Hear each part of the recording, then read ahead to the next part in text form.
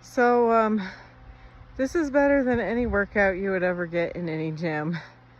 So I've been going back and forth between the barns, taking hot water from my house, dragging a hose through snow that's a foot deep. And this is what it's like, dragging your hose through the snow.